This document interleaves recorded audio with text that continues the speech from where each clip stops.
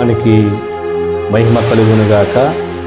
మన ప్రభువును రక్షకుని యేసుక్రీస్తు నామమున ఈ ఆదివారం ఉదయకాల సమయమందు క్రీస్తు కృపా ఆరాధన ఆవరణ తరపున మీ అందరికీ ప్రత్యేకమైన ధన్యవాదములు. దేవుని మహాకృపను బట్టి దోరపుడు ప్రాంతం దగ్గర వేములపల్లి గ్రామంలో ఈ దూకుడుమెట్ట ఈ యొక్క ప్రదేశంలో దేవుడిచ్చిన ఈ యొక్క చిన్న మందిరాన్ని బట్టి దేవునికి మహిమ ఘనత చెల్లించుకుంటున్నాను. మరి పరిశుద్ధాత్మ దేవుడు యొక్క కృపను బట్టి నాకు ఇక్కడ నిలబడి మాట్లాడడానికి ఆయన ఎందుకంటే ఇక్కడ పంపించడం విషయం నాకు తెలియదు, కానీ మరి పరిశుద్ధాత్మ యొక్క కృప చేత ఈ యొక్క మందిరాన్ని ఏర్పాటు చేయడం జరిగింది. అయితే మరి దేవుని చిత్తాన్ని గ్రహించుకొని ఆయన పాదాలు పట్టుకొని, దేవా మరి నేను ఇక్కడ ఎందుకు పంపించావో, నేను చేయవలసిన పని ఏంటి, కారణం ఏంటంటే అనేక ప్రాంతాలను తిరిగినప్పుడు ఆ రాజోలు గ్రామంలో కానీ ఆ మండపేటలో కానీ దేవుని యొక్క పరిచయం చేస్తున్న సమయంలో ఎక్కడ కూడా నేను స్థలం కొని కట్టాలని ఎంత ప్రయత్నం చేసినప్పుడు కూడా అది జరగలేదు. సొంతంగా మండపేటలో ఒక అపార్ట్మెంట్ వచ్చినప్పటికి కూడా అందులో ప్రారంభించాలి అని దేవుని పరిచర్య అక్కడ మొదలుపెట్టినప్పుడు కూడా దేవుడు అక్కడ నాకు ఆయన అంగీకారం తెలుపలేదు. అలాగే రాజోలు గ్రామంలో కూడా దేవుని పరిచర్య అద్దెకి తీసుకుని నడిపిస్తున్నప్పుడు అక్కడ స్థలం కొని దేవుని యొక్క పని ఇక్కడ ఏర్పాటు చేయాలని ఆశతోటి 2 సంవత్సరాలు ప్రయాసపడినా కానీ అద్దెకి చేశాను తప్ప కొనడానికి దేవుడు గొప్ప చూపించలేదు. ఎంత ప్రయత్నం చేసినా దేవుడు దానికి ఇష్టమైన అంగీకారం తెలుపలేదు. కానీ మరి దేవుడు ఎందుకు ఈ ప్రాంతాన్ని అనుకోని రీతిలో అద్భుతంగా నన్ను ఇక్కడ తీసుకొచ్చి ఈ పరిచర్యలో చాలా స్పీడ్గా ఈ మందిరాన్ని కట్టడానికి దేవుడు కృప చూపించాడు. ఎన్ని ఆటంకాలు వచ్చినా, ఎన్ని ఇబ్బందులు వచ్చినప్పుడు కూడా దీన్ని ముందుగా నిలబెట్టాడు. ఇంకా చాలా పని జరగవలసి ఉంది, పూర్తి చేసి ప్రారంభించాలి, ఇంకా చాలా పనులు ఉన్నాయి కదా అని అనుకున్న సమయంలో ఎందుకో పరిశుద్ధాత్మ దేవుడు లేదు దీన్ని ముందుగానే ఈ పరిచర్య ప్రారంభించడానికి ఆయన చిత్తాన్ని బయలుపరిచాడు. అనేక సందర్భాల్లో దేవుని ప్రార్థన చేసి, అయ్యా ఇంకా సమయం చాలా పనులు ఉన్నాయినప్పటికీ కూడా దేవుడు ముందు అక్కడ ప్రార్థన నడిపించు, సరిపోత పని నేను చూసుకుంటానన్నట్టుగా పరిశుద్ధాత్మ దేవుడు నన్ను ప్రేరేపించడం జరిగింది. అందుకే గత సోమవారం 15వ తారీఖున జూలై 15వ తారీఖున ఈ యొక్క చిన్న మందిరాన్ని ప్రారంభించడానికి దేవుడు గొప్ప చూపించాడు. ఏదైనప్పటికీ కూడా మరి ఆయన నడిపింపు, పరిశుద్ధాత్మ కృప నా పైన, ఈ స్థలాల పైన ఉందని ఆశతోనే నేను మరి దేవుని పనిలో ముందుకు పరిగెత్తడానికి దేవుడు నాకు సహాయం చేస్తున్నాడు. మరి ముఖ్యంగా నా తోటి సేవకులు కానీ దైవజనులు కానీ నా ప్రార్థన సహాయం ద్వారా నన్ను మరింత బలపడడానికి కృప చూపించారు. అలాగే తోటి విశ్వాసులు కూడా దేవుని యొక్క పనిలో నాకు సహాయంగా నిలబడినందుకు మీ అందరికీ ప్రత్యేకమైన ధన్యవాదములు. ప్రియమైన సహోదరులారా, మరి ఈ ప్రధాన ఆరాధనలో ఈ యొక్క ఆదివారం మొదటి ఆరాధన ఇక్కడ జరిపించడానికి దేవుడు నాకు అందును బట్టి మీ అందరికీ దేవుని మహిమ ఘనత మీ అందరితో గునుగాక. నేను ప్రార్థన చేసుకుని కొద్ది నిమిషాలు దేవుని మాటలు పంచడానికి ఆశపడుతున్నాను. సర్వశక్తి సంపన్నుడా, మా ప్రియ పరలోకం తండ్రి, నీ పరిశుద్ధ నామాన్ని బట్టి వందనాలు దేవా యేసయ్య. ఈ ఆదివారం పునరుద్ధరణ ఆరాధనలో ఈ సమయంలో మరి నువ్వు ఏర్పాటు చేసిన ఈ యొక్క ఆరాధన బట్టి నీకు వందనాలు తండ్రి. పాటల ద్వారా నేను మహింపరచుకోవడానికి కృపను చూపించండి. నీ ప్రార్థనతో మరింత బలపడండి. నన్ను నా యొక్క పరిచర్యను బలపరచండి దేవా. ఈ మాటల ద్వారా, ఈ వాక్యాన్ని ద్వారా నన్ను మరుగున పరిచి నీవే మాట్లాడుకోమని పంపించుకోవాలి. వేములపల్లి గ్రామంలో ఈ దూకుడుమెట్ట ప్రదేశంలో మరి ఏ ఆత్మచేతను వాడుకోనున్నప్పుడు కానీ ఇక్కడికి రప్పించడానికి నీవే కృప చూపించండి. ఎందుకంటే ప్రభువా, నువ్వు ఇచ్చిన వాగ్దానం బట్టి నేను ముందుకు పరిగెడుతున్నాను. ఈ యొక్క వాగ్దానం ద్వారా నన్ను మరింత బలపడడానికి ప్రయత్నించండి. నీ సత్యములు మరింత బలపడడానికి ఈ వాక్యం ద్వారా ఈ మందిరంలో ఎవరైతే కూర్చొని నీ మాట్లాట ఆలకించడానికి నువ్వు ఏర్పాటు చేసుకున్నావు నాకు తెలుసు. కానీ ప్రతి బిడ్డను కూడా త్వరలోనే రప్పించడానికి కృప చూపించున్నాను. యేసయ్య పరిశుద్ధ ఉన్నత తండ్రి, ఆమేన్. ప్రియమైన దేవుని సంగమా, దేవుని వాక్యం ద్వారా మన అనేక సందర్భాల్లో మాట్లాడుకుంటూ ఉంటాం. పరిశుద్ధాత్మ దేవుని యొక్క కృపను మనము సహాయంగా కోరుకుంటూ ఉంటాం.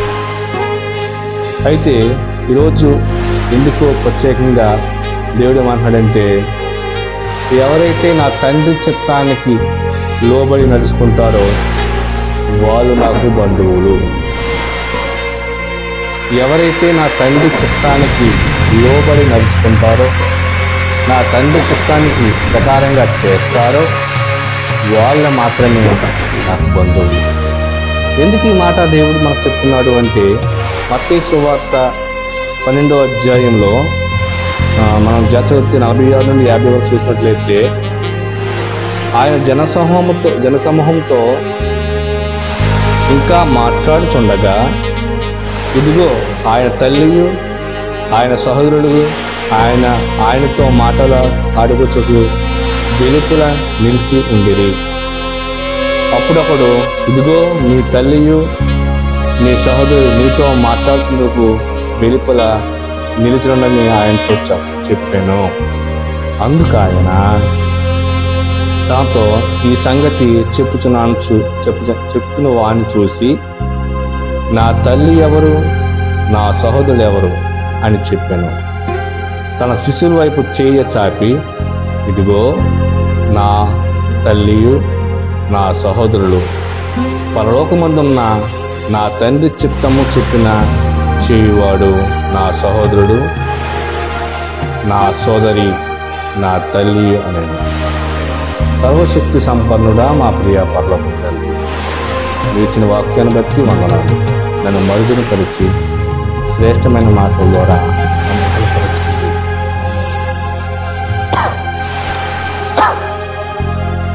ప్రియమైన సహోదరి సహోదరులారా, ఇక్కడ ఏమంటాడంటే, ఎందుకు ఈ మాట దేవుడు చెప్తున్నాడంటే, ఎవరి మీద కోపంతోటో లేకపోతే తన సోదరుడు తన సహోదరుడు ఆయన ఏదో అన్నారన్న ఉద్దేశంతో దేవుడు మాట చెప్తలేదు. ఒకనొక సమయంలో యేసుక్రీస్తు యొక్క బంధువులు కానీ యేసుక్రీస్తు యొక్క కుటుంబ సభ్యులు కానీ ఆయన అర్థం చేసుకోలేదు. ఎందుకంటే అది యోహాను సువార్త 5వ అధ్యాయం 7వ వచనంలో ఆయన సహోదరులు అయినను ఆయన యందు విశ్వాసం ఉంచలేదు, అంటే నమ్మలేదు. క్రీస్తు జీవించే కాలంలో బంధువులు కూడా ఆయన అర్థం చేసుకునే పరిస్థితి. ఈరోజు విశ్వాసుల పరిస్థితి ఎలా ఉంది? మనం అనేక సందర్భాల్లో అనేక సంవత్సరాలుగా దేవుని మందిరంలో ఉంటున్నాము, దేవునితో సహవాసంలో గడుపుతున్నాము, దేవునితో ప్రార్థనలో కానీ వాక్యంలో బలపడుతున్నాం, కానీ మనం ఆయన విశ్వాసంతో కొనసాగుతున్నాము. ఎందుకు ఈ మాటలు చెప్తున్నానంటే, దేవుని నమ్మిన బిడ్డలు అంటే ఆయన యందు క్రీస్తు పరిచర్య నిమిత్తం వెళ్తున్న ఆయన యొక్క ఇంటి వారు కూడా ఆయన నమ్మలేని పరిస్థితులు ఉన్నప్పటికీ కూడా ఆయనను హేళన చేసే పరిస్థితులు వచ్చాయి. ఏమంటారంటే, ఇదిగో ఈయన దేవుడు పరిచర్య పరిగెడుతున్నాడు, ఈయనకి మతి భ్రమించిందేమో అని అన్న సందర్భంలో కూడా యోహాను సువార్త 5వ అధ్యాయం 7వ వచనం మనం చదివినట్లయితే మనం స్పష్టంగా మనకి కనపడతాయి. అయితే ఇక్కడ మనం ఆలోచించవలసిన విషయం ఏంటంటే, దేవుని తెలుసుకుని ఆయన జీవించాలంటే ఆయన యొక్క శక్తిని, ఆయన యొక్క విధానాన్ని, దేవుని యొక్క వాక్యాన్ని మనం గ్రహించుకుని పరిశుద్ధాత్మ యొక్క అనుగ్రహం కొరకు మనం గోజాడాలి. ఇక్కడ దేవుడు ఏమంటున్నాడంటే, నేను చెప్పేట ఆలకించండి అంటలేదు. నా తండ్రి చిత్తాన్ని ఎవరైతే నెరవేరుస్తారో, ప్రియమైన దేవుని సంగమా, చాలా స్పష్టమైనగా దేవుడు చెప్తూ ఉన్నాడు. ఈ రోజుల్లో అనేక సందర్భాల ప్రార్థనలో బలపరుస్తూ ప్రార్థన చేత దేవుని వేడుకుంటూ ఉన్నాము, కానీ మన ప్రార్థనలో ఏ విధంగా మనం చేయగలుగుతున్నాము, ఏ విధంగా మనము ఉండగలుగుతున్నాము అని గ్రహించాలి. దేవుడు చేసే ప్రతి కార్యం వెనకాల ఒక అద్భుతం ఉంటుంది. ప్రతి పని వెనకాల ఒక రహస్యం ఉంటుంది. నేను నమ్మింది అదే. ఈరోజు ఈ ప్రాంతానికి దేవుడు ఎందుకు పంపించాడని ఈరోజు తెలియదు, కానీ రాబోయే రోజుల్లో దీని యొక్క పరిశుద్ధాత్మ కృప విలువబడుతుందని నేను విశ్వసిస్తున్నాను. కారణం ఏంటంటే అపోస్తలుడైన పౌలు ఒకానొక ప్రాంతం నుండి తను ప్రార్థన చేసుకుని ఒకానొక ప్రాంతం నుండి బయలుదేరి వెళ్తుండగా అక్కడ ఒక చిన్నది అంటే ఒక సోది చెప్పే ఒక స్త్రీ, ఒక బిడ్డ ఆ ప్రాంతంలో ఆ యొక్క సోది చెప్తూ ఆ యొక్క ఒక యజమాని దగ్గర వాడబడుతుంది. ఒక వ్యక్తి ఆ బిడ్డను వాడుకుని, అంటే ఆ బిడ్డలోనే ఉన్న దెయ్యాన్ని వాడుకుని, ఆ బిడ్డలో ఉన్న శాతాన్ని వాడుకుని ఆ బిడ్డ చేత ఏం చేస్తాడంటే ప్రవచనాలు చెప్పిస్తున్నాడు, సోది చెప్పిస్తున్నాడు. చాలామందికి ప్రజలు సోది చెప్పేవారంటే మరి ఈరోజు మనకి మన ప్రాంతంలో చాలా తక్కువ, కానీ గత రోజుల్లో మా ప్రాంతాలు చూసినట్లయితే మా పెద్దమ్మ కానీ మా వాళ్ళ కానీ ఏం చేస్తుంటే ఆ సోది చెప్పే వాళ్ళు పీడించుకుని బియ్యమిచ్చి వాళ్ళతో సోది చెప్పించుకున్న పరిస్థితులు మాకు తెలుసు. ఈ సోది చెప్పినప్పుడు చచ్చిపోయిన వాళ్ళు వాళ్ళలోకి వచ్చి వాళ్ళ బంధువులకి మంచి చెడ్డ మాట్లాడతారని నమ్మేవారు. మరి ఈరోజు అటువంటి కార్యక్రమం ఉన్నాయో లేదో తెలియదు, కానీ ఆ రోజుల్లో జరుగుతూ ఉండేవి. అటువంటి పరిస్థితుల్లో ఈ బిడ్డను సోది చెప్పించుకునే విధానంగా వాళ్ళు మలిచేవారు. ఈ సోది చెప్పే పరిస్థితుల్లోని ఏం జరిగేదంటే ఆ యొక్క వ్యక్తి ఆ సోది యొక్క బిడ్డను వాడుకునే వ్యక్తి ఏం చేస్తుంటే వచ్చిన వాళ్ళకి డబ్బులు తీసుకుని సంపాదించుకొని ఈమె మాటల ద్వారా మరింత మందికి వాళ్ళని నమ్మించే ప్రయత్నం చేసేవాడు. అయితే దెయ్యాలు కూడా దేవుని గ్రహించగలవు. ఈ వాక్యం ద్వారా చాలా శ్రేష్టమైన మాట అంటే దెయ్యాలు కూడా దేవుణ్ణి గ్రహించగలవు. ఆ చిన్నది దెయ్యం పట్టి ఆ ప్రాంతంలోకి వెళ్తుండగా పౌలు గారి యొక్క వెళ్తే సమయంలో పౌలు గారి ఇంకా పరిగెడుతూ ఉండేది. ఆ చిన్నది పౌలు గారిని చూసి పిలుస్తూ ఉండేది. పౌలు గారిని ఇతను సర్వోన్నతుడు దేవుని కుమారుడు అని చెప్తూ ఉండేది. ఈ మాటలన్నీ కూడా అపోస్తలుల కార్యాలు 16వ అధ్యాయంలో మనం చూసినట్లయితే 16వ వాక్యం కనండి మనకి ఈ మాటలు చాలా స్పష్టంగా కనపడుతూ ఉంటాయి. అయితే ఆ చిన్నది ఎందుకంటే తన యజమానుడు తన సొంత లాభం కోసం ఈ బిడ్డని ఇలా వాడుకోవడం జరుగుతుంది. అయితే ఇక్కడ మనం గమనించినట్లయితే ఈ అపోస్తలుడైన పౌలు 16వ అధ్యాయం మనం జాగ్రత్తగా గమనించినట్లయితే ఇక్కడ స్పష్టమైన అద్భుతాలు దేవుడు చేస్తూ ఉన్నాడు. ఏంటి ఆ అద్భుతం అంటే ఈ యొక్క సోది చెప్పే చిన్నది పరిగెట్టుకుని వచ్చినప్పుడు ఆయన పిలిచి ఆయన కేకలు వేస్తున్నప్పుడు ఆయన చూసి వెనక్కి చూసి ఈమెలో ఉన్న దెయ్యాన్ని వెళ్ళగొట్టాడు. ఎప్పుడైతే ఈ బిడ్డలో ఉన్న దెయ్యాన్ని వెళ్ళగొట్టాడో ఈ బిడ్డను బానిసగా తెచ్చుకున్న వ్యక్తి, ఆ రోజుల్లో కొంతమంది బానిసలుగా తెచ్చుకొని వాళ్ళ ఇష్టానుసారంగా వాళ్ళ పనులకు వాడుకునేవారు. అది విధంగానే ఈ బిడ్డను కూడా అలా వాడుకోవడానికి జరిగింది. ఎప్పుడైతే ఈ బిడ్డలో ఉన్న దెయ్యాన్ని వెళ్ళగొట్టాడో ఆ వ్యక్తికి ఈ పౌలు మీద శీల మీద కోపం వచ్చింది. నా రాబడిని పోగొట్టేశాడు, నా ఆదాయాన్ని నాశనం చేశాడనే ఉద్దేశంతో లేనిపోని నిందలు వేసి ఆ రోమా ప్రభుత్వ అధికారుల ముందు ఈ పౌలును శీలను నిలబెట్టడం జరిగింది. ఇక్కడ దేవుడు చేసిన ఒక అద్భుతాన్ని కానీ దేవుడి ద్వారా అపోస్తులు చేసిన అద్భుతాన్ని కానీ గ్రహించలేని మనుషులు అంటే ఇక దేవుడు అంటాడు, ఎవరైతే నా తండ్రి చిత్తాన్ని గ్రహించలేరో వాళ్ళు నా సోదరుల బంధువులు కాదు. ఇక్కడ ఇజ్రాయేల్ ప్రజలైనా రోమా ప్రజలైనా కూడా దేవుని యొక్క ఉద్దేశాన్ని దేవుని యొక్క సేవకులు చేసే పరిచర్యని కూడా గ్రహించలేని పరిస్థితుల్లో విశ్వాసులు ఉంటున్నారు. ఎక్కడో ప్రాంతంలో అద్భుతాలు చేస్తున్నారు అంటే పరిగెట్టుకెళ్తారు, కానీ నీవున్న మందిరంలో నువ్వు ఎక్కడైతే రక్షణ పొందావో, నువ్వు ఎక్కడైతే బాప్టిజం పొందావో, నువ్వు ఎక్కడైతే తండ్రి కుమార పరిశుద్ధాత్మతన అభిషేకం పొంది క్రీస్తు శరీర రక్తం అనుభవించుకుంటున్నావో అక్కడ నీకెందుకు స్వస్థత కలుగుతలేదు, నీకెందుకు అద్భుతాలు జరుగుతాయంటే అక్కడ ఉన్న ప్రాంతం మీద నీకు విశ్వాసం లేదు. అయ్యో నేను వెళ్ళే దైవ సేవకుల దగ్గర మోకరించి ప్రార్థన చేస్తే ఆ గొప్ప కార్యాలు దేవుని ద్వారా జరుగుతాయని విశ్వాసాన్ని నీలో బలపరచుకోలేదు. అప్పుడు నువ్వు దేవునికి బంధువు అవుతావా? ఆయన అంటున్నాడు, ఏమంటున్నాడు? స్పష్టంగా చెప్తున్నాడు, మీరు దోషులుగా కాకుండా నా స్నేహితుల వలె మారండి, నా శిష్యులుగా మారండి. దేవుడు స్పష్టంగా చెప్పే మాటలు. ఎప్పుడైతే ఈ యొక్క వ్యక్తి ఈ యొక్క అపోస్తలుడైన పౌలు చేయాల్సిన అద్భుతాన్ని కూడా ఆ ప్రజలు గ్రహించలేక స్వార్థంతో లేనిపోని నిందలు చేసి ఎదుగో మన రోమా పరిపాలనలోని అవహేళన చేసి గలిబిలి చేసే పరిస్థితి వచ్చాయని నిందలు వేసి శిరసాలలో బంధించారు. దేవుని యొక్క శక్తి తలుపులు వేసి ముయ్యాలంటే ఆగుతుందండి? దేవుని యొక్క శక్తిని మేకులు కొట్టి బిగించేస్తే ఆగుతుందండి?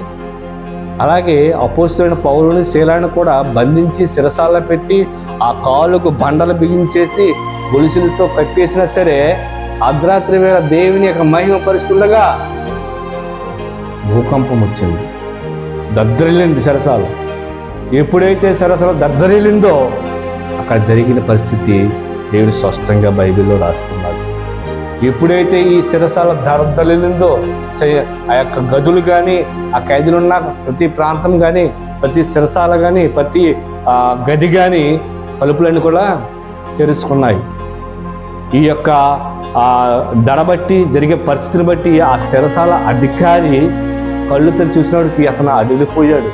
తలుపులన్నీ తెరిచి ఉన్నాయి, ఇందులో జనమున్నారు లేదో, రాజు నాకు అప్పచెప్పిన బాధ్యతను నిర్వహించకపోతే రాజు నాకు ఉరి శిక్ష చేస్తాడే, నాకు శిక్ష చేస్తాడు, నన్ను మరణ శిక్ష జరుగుతాడు, తొడత కొట్టిస్తాడు, నన్ను హింస పెడతాడని భయమేసి అక్కడికన్నా వెళ్ళి రాజు చేసి చచ్చిపోయే కన్నా ఎక్కడైనా చచ్చిపోతే బెటర్ అని అతను కత్తి తీసుకుని తాను చంపుకునే ప్రయత్నం చేస్తున్నప్పుడు పౌలు కేకేస్తాడు, ఇగో నాయకుడా, అధికారి, నువ్వు భయపడక, మేము ఎక్కడ ఉన్నాము, ఎక్కడికి పోలేదని ఆయన యొక్క పిలుపుతో అతని యొక్క మరణాన్ని తప్పిస్తాడు.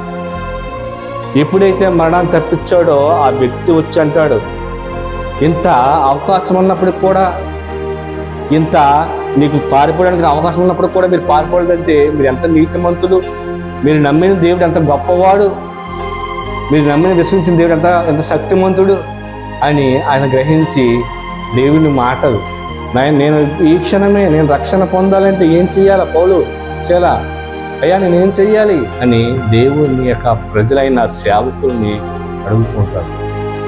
ప్రియమైన సహోదరి చాలా శ్రద్ధగా దేవుని మాటలు మనం ఆలకిస్తున్నామంటే ఆ క్షణము ఆ యొక్క శిరసాల అధికారి ఈ యొక్క పౌలుని శీలాన్ని చూసి మారు మనసు పొంది నేను రక్షణ పొందాలి అన్నప్పుడు దేవుని మాటలు దేవుని మాటలు నిరూపించి దేవుని వాక్యాన్ని బోధించి వారికి వారి ఇంటి వారి అందరూ కూడా రక్షణ నడిపించిన దేవుని సేవకులు పౌలు గారు, శీలా గారు.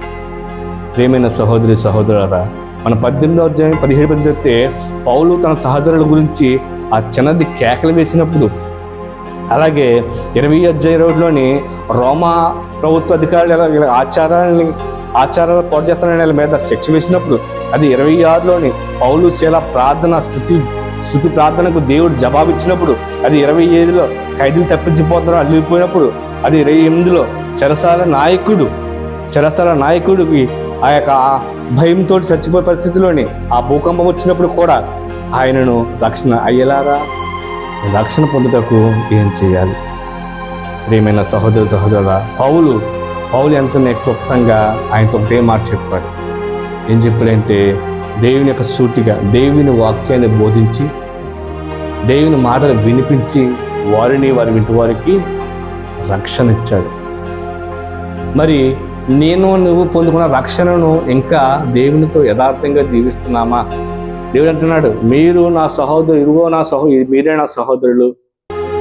మీరే నా తోబుట్టువులు, మీరే నా తల్లి, మీరే నా అన్న, నువ్వే నా తమ్ముడు అని యేసుప్రభువు స్పష్టంగా పలుకుంటే ఆ యొక్క పిలుపుకు ఆ సోదరి భావానికి అందుకున్న విధంగా మనం ఉన్నామా? వాక్యం స్పష్టంగా చెప్తున్నాడు మత్స్యవార్తలను, ఎవరైతే నా తండ్రి చిత్తాన వెళ్ళి నడుచుకున్నారో వారే నా బంధువులు.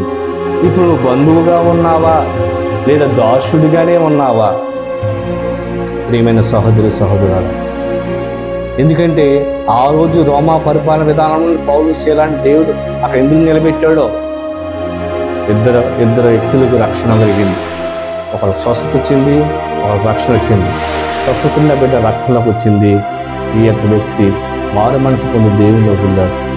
మరి ఈ ప్రాంతంలో, ఈ వేమిరిపల్లి గ్రామంలో దేవుడు మనల్ని ఎందుకు పంపించాడో, ఏ విధంగా దేవుని పరిచయం చేయాలో, దేవుని యొక్క నడిపింపులో నేను ఎలా నడవాలి, ఈ చిన్న మందిరాన్ని మరింత బలపడడానికి దేవుడు నాకు ఇచ్చిన కృపను, నాకు అప్పచెప్పిన పనిని కూడా నేను యథార్థంగా చేసుకోవడానికి ఆయన కృప ద్వారా నేను గురిజాడుతూ ఉన్నాను.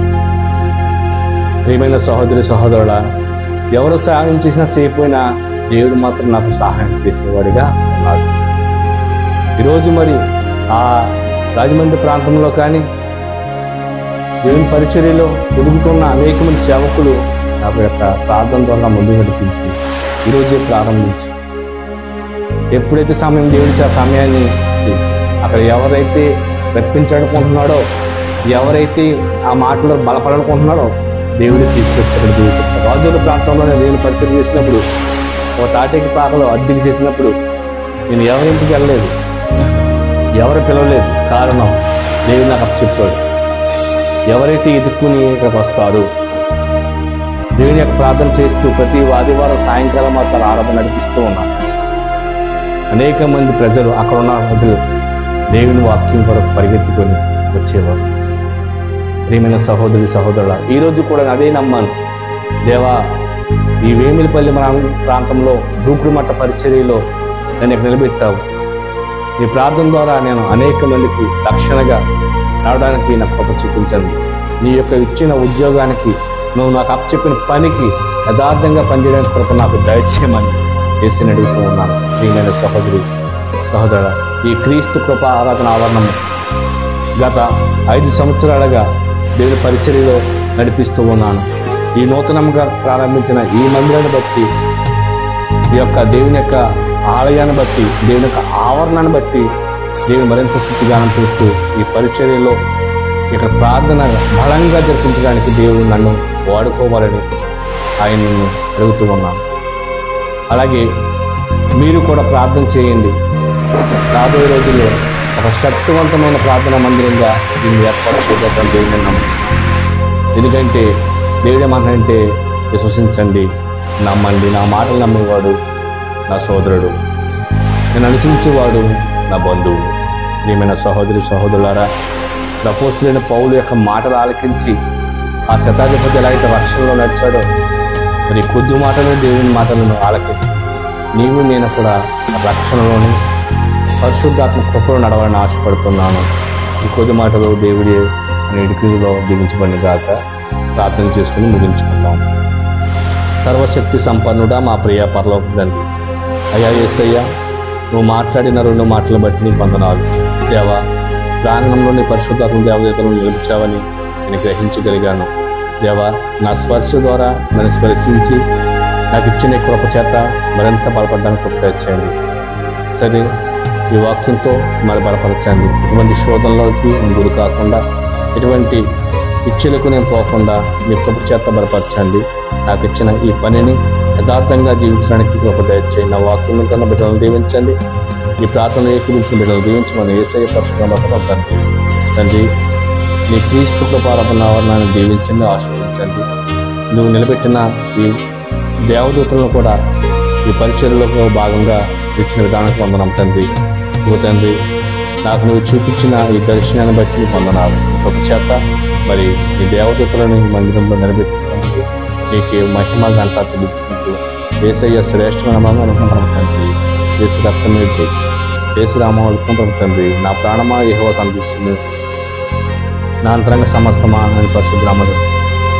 నా ప్రాణమా యెహోవా సంధించుము, ఆయన చేసిన ఉపకారం దేనిని మొదలు మీ కృపలో నన్ను జీవించుకొని కాక. మన తండ్రి అయిన దేవుని కృప, పరిశుద్ధాత్మ దేవుని సహవాసము ఈ వాక్యం వింటున్న మీతోనూ మీ అందరిపైన ఈ క్రీస్తు కృప ఆరాధన ఆవరణం ద్వారా బలపడుగాక. ఆమేన్. అందరికీ వందనాలు. సహోదరి సహోదరులారా, ఈ క్రీస్తు కృప ఆరాధన కొరకు మీరందరూ కూడా ప్రార్థన చేయండి. వేమిరిపల్లి గ్రామం పట్ల ప్రార్థన, ఈ నూతన పరిచర్యను మీరందరూ కూడా ప్రార్థన ద్వారా ఆదరించాలని అందరికీ ప్రత్యేకమైన ధన్యవాదాలు. Praise the lord. హల్లెలూయా.